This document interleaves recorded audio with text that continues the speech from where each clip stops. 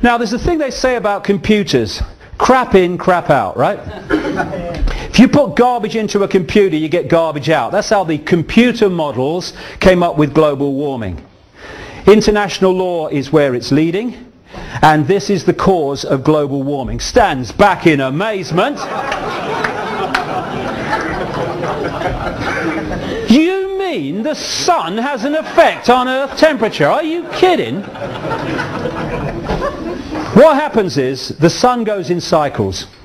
It generates what are called sunspots, which are massive explosions of energy powered out into the solar system, which comes to the Earth eventually as solar radiation. Some of these explosions, called sunspots, are as big as the Earth and even as big as Jupiter. When it is exploding energy, the temperature goes up. This is what these sunspots are. You can see them here. I think they might have a bearing on temperature. I think so. This is the recent sunspot cycle coming round, all the rest of it. And of course there are cycles where you have a sunspot cycle going round at this level of temperature, and then you have a cycle going round at this level of temperature, so that as the cycles go round, it's hotter or cooler in the different cycles as we pass through what we call time. Now, other planets in the solar system have been warming up. I don't know whether you've seen them factories on Mars. Them bloody Martians and them 4x4s, you know, it's bloody outrageous. Now, what is the common denominator of these other planets and the Earth? Can't work it out. Must be the sun. Now, this is the great one. The temperature's higher than it's ever been since records began. When did they begin? 1862? That's 5 minutes ago in weather cycles. What are you talking about? Back about 800 years ago, they had the medieval warm period. This is mainstream science. This is not me coming up with alternative stuff. The medieval warm period, the temperature was higher than it is now. Okay? What caused the temperature to be higher in the medieval warm period than it is now? Could it have been turbocharged handcarts? What do you reckon? Could be. Flatulent horses, maybe. I can just see a medieval weather forecaster arriving in the village. Dobbin's got the wind, I think we're in for hot summer.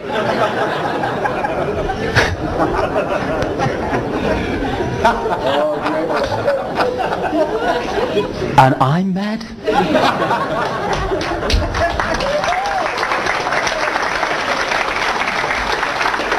After the medieval warm period, and of course if they took back the temperatures to then global warming looks very different now.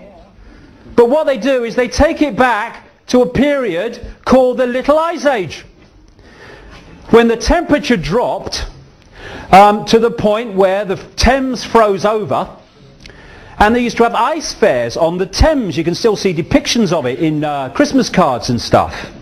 It just so happens that during the medieval warm period there was a period of increased solar radiation, and during the Little Ice Age there was a decrease in solar radiation. So if you follow the red, which is the Earth temperature, and the green is sunspot activity, I think there might be some connection there myself. Let's come forward. Again, the green is sunspot activity, the red is Earth temperature. Up to 1940 it was rising as we came out of the Little Ice Age. After the war, this period included, when there was a massive increase in industrialization and therefore carbon emissions, temperatures fell from 1940 to 1975 to such an extent that the BBC were running documentaries about the dangers of the coming ice age. Yeah, I remember that. From 75 it started to climb as sunspot activity climbed. This is a scientist, I saw his presentation a few weeks ago, called Peter Taylor. Now this man is no, oh, the oil companies are paying him scientist. He's a former advisor on pollution and energy policy to national governments, the EU and the UN, and he was a lead advocate for Greenpeace. He was the man who broke the story through a Yorkshire television documentary years ago, when Yorkshire television did some really good documentaries, about the cancer clusters around what was called Windscale, now Sellafield, and the connection between the two. This is what Peter Taylor, an Greenpeace advocate at one time, says about global warming. Behind the scenes there is major disagreement among scientists. I know that. People at the cutting edge of their discipline are saying it's a nonsense, it doesn't stand up. They don't get the platform that the song sheet scientists get. Parallel to carbon dioxide rising, the solar field has increased by over 200% since 1900, and this is not factored into computer models. Global temperature is not rising as predicted. In fact, it fell by a whopping 0.6 degrees over the last 12 months, as much as it had gained in the previous 50 years. Many of the apparently random fluctuations of past temperature, like when Vikings grew crops in Greenland, correlate to variations of the solar electric field. Between 1983 and 2001, cloud cover, according to International Satellite Cloud Climatology Project, fell by 4% more than enough to heat oceans and account for global warming. A spate of recent science shows that temperature oscillations are timed by solar cycles, that the jet stream is affected by the solar wind, and that past high and low points in the solar cycle correlate with past temperature swings. And as a result of that, because we're being lied to systematically, and the Quentin Letts is saying, it must be true because they're saying it, we are being scammed for vast changes in our society of a big brother nature on another massive global lie.